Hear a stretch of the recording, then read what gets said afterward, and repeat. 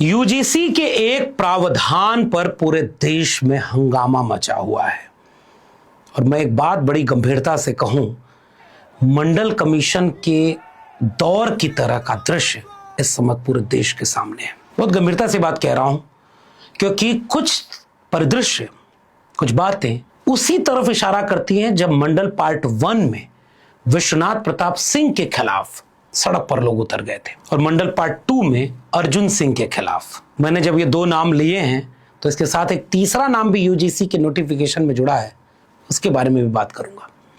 लेकिन उस समय दोनों वक्त सरकारों की मंशा थी कि इस देश में एससी एसटी ओबीसी को न्याय मिलना चाहिए। इस बार मजबूरी थी। न्याय देने के लिए भारतीय जनता पार्टी की मोदी सरकार ने ऐसा कुछ किया नहीं है। सुप्रीम कोर्ट के आदेश के बाद और दिग्विजय सिंह की अध्यक्षता वाली पार्लियामेंट्री कमेटी जो शिक्षा को लेकर के बनी है, उसके रिकमेंडेशन के बाद यूजीसी के गजट नोटिफिकेशन सरकार ने जारी किया है। इसके पीछे की मंशा इसके हित के लिए नहीं है कि भारतीय जनता पार्टी और नरेंद्र मोदी केवल इस देश के एससी एसटी ओबीसी के हितैषी हैं और पूरे देश के सवर्ण उनके खिलाफ उतर गए हैं। मैं इसको आज विस्तार से बताऊंगा कि यूजीसी के इस प्रावधान में ही झोल है, लेकिन उस पर डिबेट ही नहीं होने दी जा रही है। जाति जनगणना के 33 सवाल पहले चरण के आए, उसमें ओबीसी और जनरल का कॉलम गायब है। इस पर डिबेट ना हो पाए, इसलिए इतना हंगामा बरपा हुआ है। यूजीसी के इस प्रावधान में हेड ऑफ इंस्टीट्यूट उस समता समिति का अध्यक्ष होगा और 99% हेड ऑफ इंस्टीट्यूट केवल सवर्ण है इस देश में। तो क्या वो एससी एसटी ओबीसी को न्याय दे पाएंगे? मैं इस झोल की तरफ आपको इशारा कर रहा हूं और आगे कई ऐसे झोल और दिखाता हूं जिससे मैं ये साबित करूंगा कि ये कमेटी अभी एससी एसटी ओबीसी का पूरा हित नहीं कर पाएगी और एक बड़ी साजिश के तहत इसको अभी लॉन्च किया गया है। लेकिन भारतीय जनता पार्टी चुपचाप तमाशा देख रही है कि हिंदू हृदय सम्राट बन चुके हैं नरेंद्र मोदी, तो ओबीसी एससी एसटी हृदय सम्राट भी नरेंद्र मोदी बन जाएं। करने दो सवर्ण लोगों को विरोध, लेकिन पीछे से कहीं कोर्ट का कोई झोल, कोई और खेल बीजेपी तो नहीं खेल रही है। पूरी वीडियो आखिर तक देखिएगा तो समझ में आ जाएगा। फिलहाल कुछ और दृश्य, नए दृश्य, कमाल के दृश्य, विरोध के अद्भुत दृश्य। किसी ने पैंट नहीं उतारा, बाकी सब उतार दिया।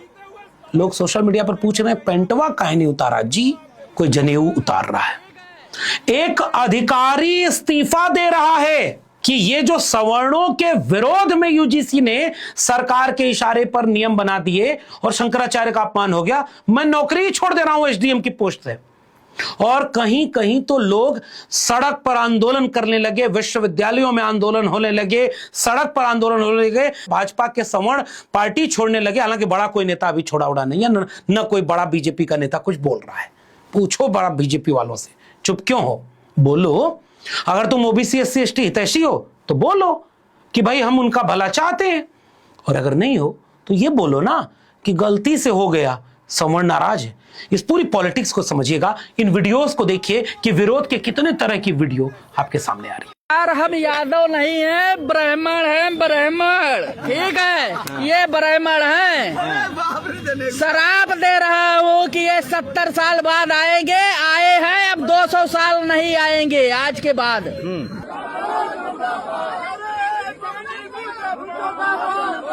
इन वीडियोस को देखने के बाद अब आपको कई बार मन में ये सवाल आ रहा होगा कि इनमें से बहुत सारे तो कभी विश्वविद्यालय गए नहीं होंगे, इनमें से बहुत सारे तो ऐसे हैं जो जाएंगे भी नहीं, इनको इतना बारीकी कहां से पता है? बारीकी पर तो बात ही नहीं हो रही है। बात इस पर हो रही है कि सवर्ण ही विलेन हो गया। मैं आज की वीडियो में सिलसिलेवार उनके जवाब भी देने की कोशिश कर रहा हूं और यूजीसी के झोल की तरफ भी इशारा करूंगा, ताकि कम से कम एससी एसटी ओबीसी समझ जाएं कि इतना भी अभी खुश होने की जरूरत नहीं है। पहला आरोप सवर्ण तबके का यह है कि एससी एसटी ओबीसी तीनों को जिस कमेटी में शामिल किया गया उसमें वो शिकायत कर सकते हैं, तो सवर्ण को नहीं शामिल करके यह साबित किया जा रहा है कि सवर्ण ही विलन है, यह सवर्ण विरोधी है। अब इसका जवाब देखते हैं। इस देश में और जितने भी विश्वविद्यालय हैं, जितने भी सार्वजनिक संस्थान हैं, उसमें महिलाओं के लिए कमेटी बनी हुई है, वुमेन सेल बना हुआ है। पुरुषों ने क्यों नहीं आंदोलन किया कि उसमें पुरुष क्यों नहीं है? महिलाओं के पक्ष के लिए, महिला शोषण रोकने के लिए, महिलाओं के भेदभाव रोकने के लिए जितनी कमेटी बनी है उसको पुरुष वर्चस्व वाली क्यों नहीं रखी गई? और पुरुष के खिलाफ अगर अन्याय होगा तो उसके लिए क्यों नहीं कमेटियां बनी है इस देश में? चलो आंदोलन करो पुरुषों। अब तक चुप थे क्योंकि तुम्हें तो विलन बना दिया गया। इस देश में महिलाओं के लिए बहुत सारे कानून ऐसे बने हैं, जैसे दहेज उन्मूलन कार्यक्रम, जैसे महिलाओं के सेफ्टी के लिए बहुत सारे प्रावधान है। अगर महिला आरोप लगाती है तो पुरुष को साबित करना पड़ेगा कि वो गलत नहीं है। बाकी जगह पर अगर आपको आरोप लगाती है कि जैसे फला आदमी ने हमारी चोरी कर ली, 15 लाख रुपया चुरा लिया है, तो आप साबित करो कि 15 लाख इसने चुराया। कोई आपसे कहे कि आपकी बुलेट ट्रेन कोई देश में चुरा ले गया, तो जो आरोप लगा रहा है उसको साबित करना होगा कि आपकी बुलेट ट्रेन कोई चुरा ले गया, आपका 15 लाख ले गया, आपका 2 करोड़ रोजगार ले गया, रुपए की कीमत गिरा ले गया, तो आप साबित करो कि आप चोरी का इल्जाम लगा रहे हो। लेकिन महिलाओं के लिए बने हुए कानून में महिला को नहीं साबित करना है, पुरुष को साबित करना है। जानते हैं क्यों ऐसा बनाया गया? क्योंकि इस देश में हजारों साल से महिलाओं के शोषण की वजह पुरुष रहे हैं, और जेंडर इक्वलिटी की बहस पुरुष विरोध में नहीं है, पुरुष वर्चस्व के विरोध में है, इसलिए महिला के पक्ष में झुकी हुई है। क्या आप इसका भी विरोध आज तक इसी तर्क पर करेंगे? इसलिए यह तर्क बेजा है। इसका दूसरा भी उदाहरण समझ लीजिए। इस देश में SC ST को रिजर्वेशन कास्ट के बेस पर मिला, जितनी आबादी उतना आरक्षण। क्यों? क्योंकि जाति के नाम पर ही इनको हजारों साल से वंचित रखा गया था, इसलिए जाति के नाम पर उनको आरक्षण मिलता है। पहले काका कालेलकर कमीशन बना। मेरी किताब जाति जनगणना अगर पढ़ेंगे तो उसमें विस्तार से आप समझ जाएंगे। पहले काका कालेलकर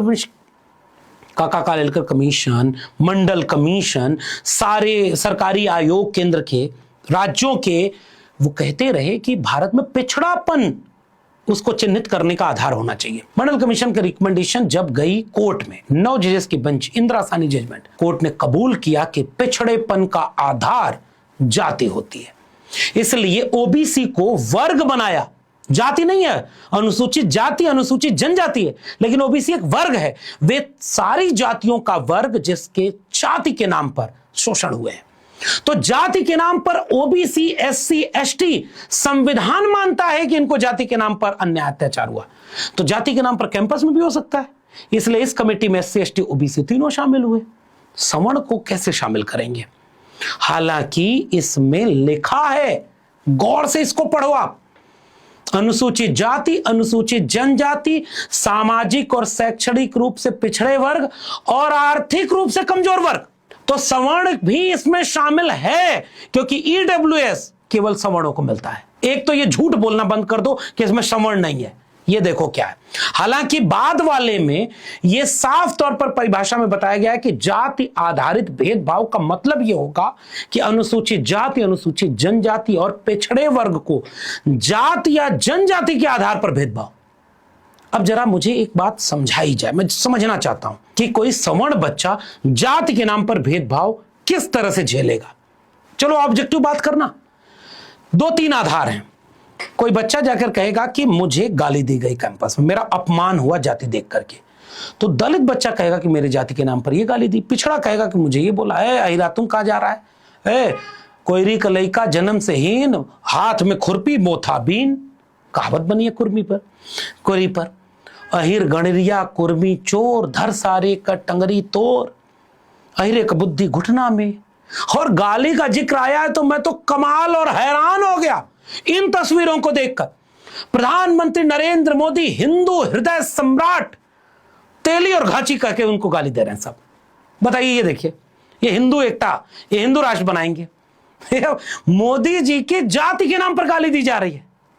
तो जाति के नाम पर कौन सी गाली किसी ब्राह्मण, किसी क्षत्रिय, किसी वैश्य के लिए बनाई गई है?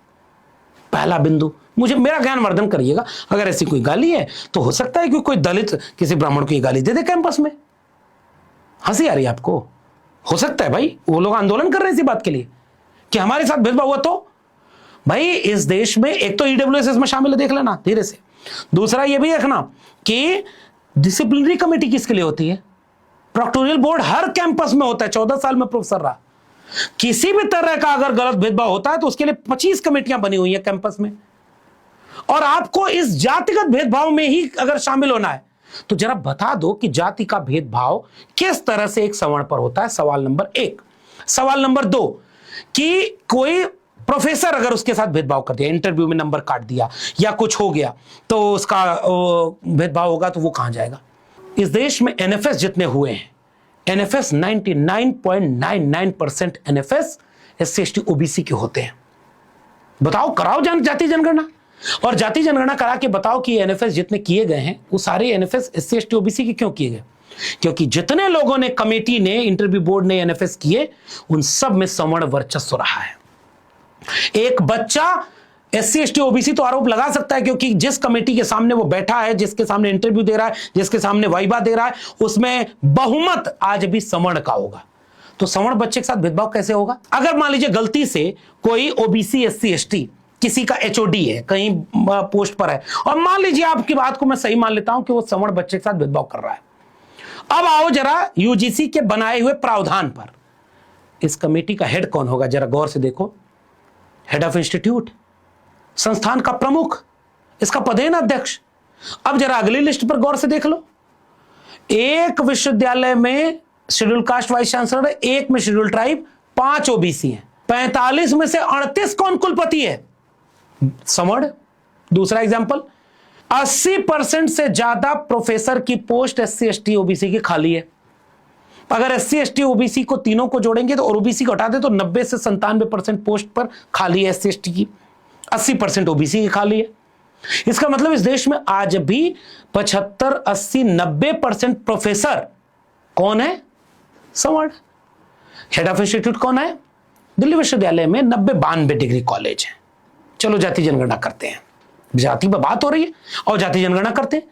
दिल्ली विश्वविद्यालय के 92 डिग्री कॉलेज में कितने एससी, कितने एसटी और कितने ओबीसी प्रिंसिपल हैं? एक आंकड़ा बता दीजिए। तो हेड ऑफ इंस्टीट्यूट इस यूजीसी की कमेटी का पदेन अध्यक्ष है, तो ये एससी एसटी ओबीसी को न्याय कैसे देगा अगर वो सवर्ण है? तो झोल नंबर 1। और इस बात का जवाब सवर्ण विरोध करने हैं जो उन लोगों से विनम्रता के साथ मेरा सवाल है कि आपके इस सवाल का जवाब कि आपके साथ भेदभाव कौन करेगा, कौन कर सकता है, कौन किस रूप में कर सकता है। अब आइए उनके सवाल नंबर 2 पर बात करते हैं।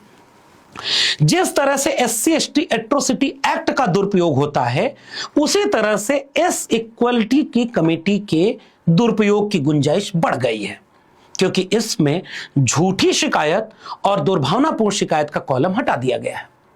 ठीक बात है। बीते दिनों मैंने देखा कि सोशल मीडिया पर देश और दुनिया में वायरल हुआ कि महिलाओं ने महिला के हित में जो कानून बने हैं उनका बेजा इस्तेमाल, दुर्भावनापूर्ण इस्तेमाल, झूठा इस्तेमाल करके पुरुष के ऊपर आरोप लगाया, पुरुष ने आत्महत्या कर ली। बड़ा वायरल हुआ।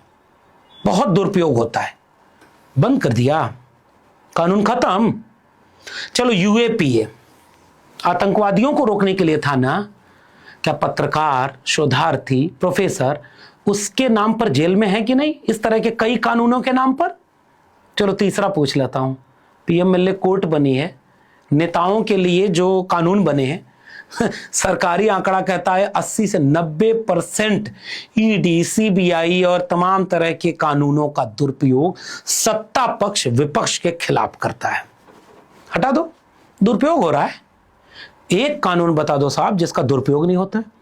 एससी एसटी एक्ट का भी दुरुपयोग हुआ होगा, आंकड़े एक तो बताओ, धारणा नहीं, कितने % दुरुपयोग हुआ और न्याय कितने % मिला?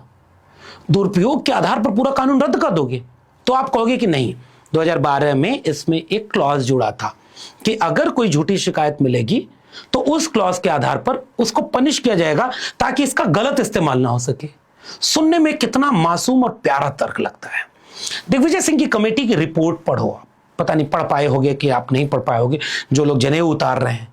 जनेऊ, अचानक मुझे याद आ गया, ये क्या है, किसको किसको मिलता है, भेदभावपूर्ण है कि नहीं?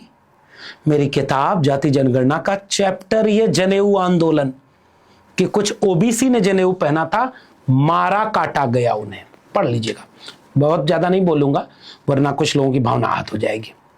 जिन लोगों ने जाति के नाम पर पूरे समाज को बांटा हुआ है, वो विश्वविद्यालय में जाति के नाम पर गैर बराबरी दूर करने के लिए अगर अधकचरा भी सही कमेटी बनी है तो उसका आप इस तरह से मजाक उड़ाओगे क्योंकि आप ताकत में हो, आपकी संख्या ज्यादा है, आपके पत्रकार ज्यादा हैं, आप कवि हो, आप सिनेमा में हो, आप कितने तरह का चोला पहन के बैठे थे और अचानक आपके बीच का सवर्ण जाग गया कि मेरे बच्चों के साथ दुरुपयोग होगा। एक रोहित वेमुला, एक पायल तड़वी, एक दर्शन सोलंकी, एक अनिल कुमार, एक सुनीता अपनी तरफ से बता दो जिसका विश्वविद्यालयों में किस इस तरह का भेदभाव हुआ। और इतने तरह के भेदभाव, 118% मामला बढ़ गया। फिर तुम कहते हो कि 118 कह के दिखा रहे हैं, जबकि हकीकत में 170-75 से 300 कुछ हुआ है। तो अपना दिखा दो कितने परसेंट आपका बढ़ा। ये तो दर्ज आंकड़े हैं। कितनी शिकायतें, कितने रोहित वेमुला आज भी रोज तिल तिल करके मर रहे हैं, तुम पूछते नहीं। जाने कितने विश्वविद्यालय हैं जिसमें एडमिशन नहीं मिलता, उनको कितने तरह का भेदभाव, कितनी गाली दी जाती है। बनाऊंगा इस पर भी वीडियो आराम से, क्योंकि अभी तो लड़ाई लंबी चलेगी जैसा कि मूड बना है इस देश का। तो जरा इसका बताओ जवाब कि कितने केस ऐसे हुए जिसमें सवर्ण के विरोध में इस तरह का घटना हुई। कौन दर्शन सोलंकी मरा, कौन पायल तड़वी मरी, नाम लेकर के कि मुझे जाति के नाम पर गाली दी जा रही थी, मेरे प्रोफेसर जाति के नाम पर अत्याचार करते हैं। यही जवाहरलाल नेहरू विश्वविद्यालय है। जाति देख देख करके इंटरव्यू में नंबर दिया जाता था। रिटर्न में एससी एसटी ओबीसी ईबीसी बच्चे 70-80% नंबर पाए, और इंटरव्यू में 2 नंबर 1 नंबर, हो सकता है 0 भी दे दो। अभी तो शुरू हुआ है। अच्छा, अब तीसरा जवाब। कुछ तो इतने मूर्ख हैं, कह रहे हैं कि अगर कोई एससी एसटी ओबीसी प्रपोज करेगा सवर्ण लड़की को और वो मना कर देगी तो वो लड़का जाके उसके ऊपर केस करवा देगा, तो वो लड़की का करियर चला गया। लड़की केस करा देगी कि हमारे साथ छड़खानी किया है, लड़की करियर नहीं गया। कितने जातिवादी लोग हो आप, ये बात मेरे समझ में नहीं आ रही कि आप इस तरह से कानूनों की व्याख्या करेंगे, आप इस तरह से इस चीजों का अपमान करेंगे। क्या आपने जाति व्यवस्था के नाम पर यही समझ पाई है? और जो बुराई समाज में है वो बुराई अगर विश्वविद्यालय में भी है तो उसको रोकने का प्रावधान क्या होगा? अब आखिर में मैं यूजीसी को कहता हूं कि यूजीसी ने अभी भी एससी एसटी ओबीसी के साथ झोल किया है। पदेन अध्यक्ष इंस्टीट्यूट का हेड अगर है तो 90% से 95% हेड तो सवर्ण है। वो क्या न्याय देंगे एससी एसटी ओबीसी के लिए? अब मेरा तीसरा आरोप झोल का, कि ये जो संस्था बन रही है, इस संस्था में 3 वरिष्ठ संकाय सदस्य, 1 कर्मचारी, 2 छात्र प्रतिनिधि, 1 नागरिक समाज का व्यक्ति, 1 सचिव। नीचे आपने लिख तो दिया कि एससी एसटी ओबीसी ज्यादा होने चाहिए। कहां होने चाहिए? कहां, कैसे न्याय देंगे? किन किन घटनाओं को आप ये मानेंगे कि एट्रोसिटी है? मेरा सवाल है यूजीसी से।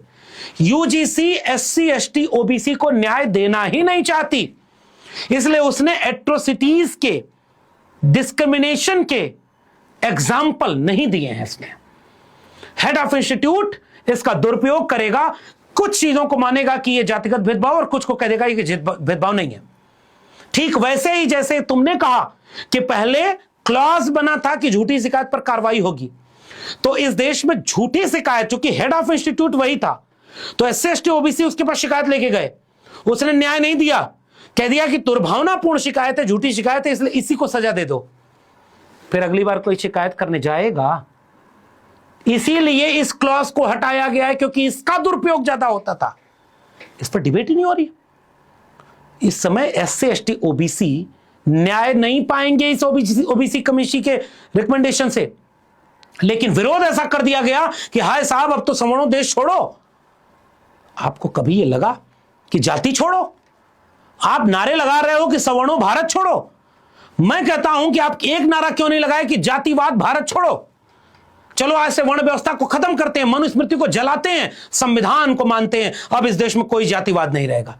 जिस दिन इस देश में कोई जाति या जातिवाद नहीं रहेगा, ऐसी किसी भी कमेटी की कोई जरूरत नहीं रहेगी, न कोई रिजर्वेशन की जरूरत रहेगी। और आप, चूंकि आप पावरफुल लोग हो, यही है सत्ता साहब, जाति का वर्चस्व यही होता है। और यूजीसी जो अधकचरी गाइडलाइन दी हुई है जिससे ओबीसी एससी एसटी को भी कोई फायदा नहीं मिलने वाला, उस अधकचरी गाइडलाइन का इतना विरोध। मैं तो मांग करता हूं कि केंद्र सरकार और यूजीसी इस गाइडलाइन को फिर से दुरुस्त करे। इसमें जो इंस्टीट्यूट का हेड बनाया गया है, इसका चेयरमैन, इस क्लॉज को फिर से रीडिफाइन करे। इसमें एट्रोसिटीज और डिस्क्रिमिनेशन के क्लॉजेस जोड़े, परिभाषाएं बताए, जैसे पिछली कमेटी ने बताया था, अर्जुन सिंह कमेटी में बताया था। इसमें क्लॉज स्पष्ट करो, इसमें प्रावधान बनाओ कि कमेटी का हेड कौन होगा, और इसके साथ इसको इतना सख्त करो कि अगली बार कोई रोहित वेमुला, पायल तड़वी, दर्शन सोलंकी और अनिल कुमार इस तरह ना हो। बाकी अभी विरोध कर रहे हैं, वो करने दो।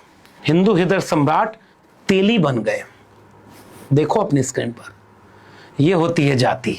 जाति है कि जाति नहीं। मन करे तो जाति जनगणना पढ़ना, थोड़ा विवेक समझदारी खुलेगी। एससी एसटी ओबीसी से मैं कहूंगा कि नजर रखना, अभी तो कुछ मिला है, लेकिन अधूरा है, झोल है इसमें। विरोध करो तुम भी इसका कि और सख्त करो और संविधान लागू करो देश के विश्वविद्यालय में। संविधान से देश चलेगा। किसी सवर्ण के हम विरोध नहीं करते, लेकिन संवैधानिक प्रावधानों का अगर विरोध होगा तो सजग रहना। बाकी समझदार को इशारा काफी। अगर वीडियो जरूरी लगे तो शेयर करना। आपके ऐसे कोई सवाल हो तो नीचे कमेंट लिखिए, हम और संवाद करेंगे इस मुद्दे पर, और वीडियो बनाएंगे। और पसंद आई हो तो लोगों तक पहुंचाओ ताकि सब लोग तथ्य, तर्क और आंकड़ों के साथ बात करें।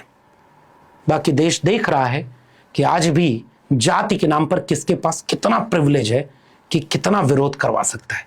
लेकिन बीजेपी चुप क्यों है, मोदी जी चुप क्यों हैं? पूछिए जवाब। नजर रखिएगा, फिर इस पर बात करेंगे। तब तक के लिए चैनल सब्सक्राइब नहीं किया तो चैनल सब्सक्राइब कर लीजिएगा, फिर बात करेंगे। तब तक के लिए बहुत बहुत धन्यवाद।